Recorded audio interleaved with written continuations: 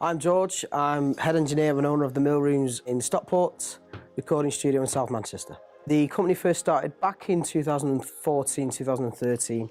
I graduated from School of Sound Recording in Manchester back in the days when it was in Piccadilly. That was in 2002. Ever since then, I've had project studios and I've built myself up and I've ended up with this little beauty. The Mill Rooms, how did I come up with the name? It's different. It's very easy to fall into the trap, isn't it, of the something studios. And for me, I want it to be different.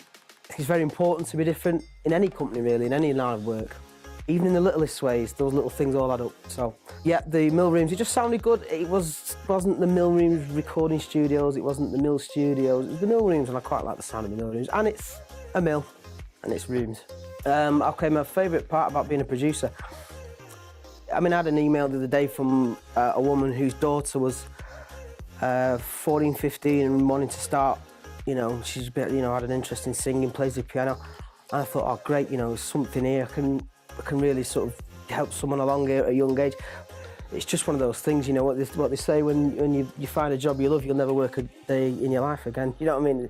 And it really is as simple as that.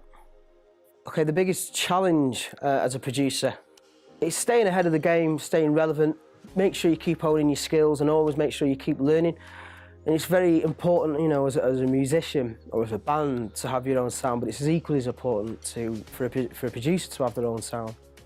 So it's extremely important that you try and make sure you're ahead of the game, make sure you know what the trend is, what sounds producers are going for, the big boys, what they're doing, keeping your eye on that.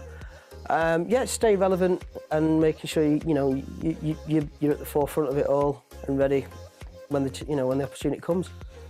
Okay, the biggest highlight of my career so far, I've been lucky enough to work with a lot of high-end producers, Mick McConnell, Andy McPherson, The Who, Smokey, millions of albums sold between them.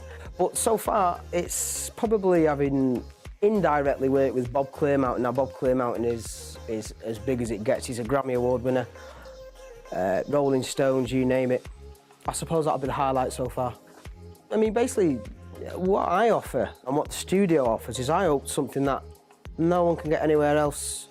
The room, this place, it's got a vibe. I don't do this for necessarily any other reason other than the fact that I love music. Yes, it pays the bills, but I don't like hourly charges, I don't like day charges because it doesn't conduce to creativity in my book.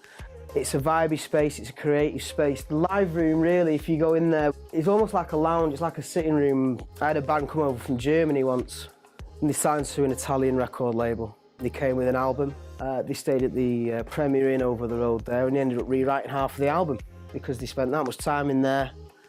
And it was just a creative space. You just have to come and check it out for yourself.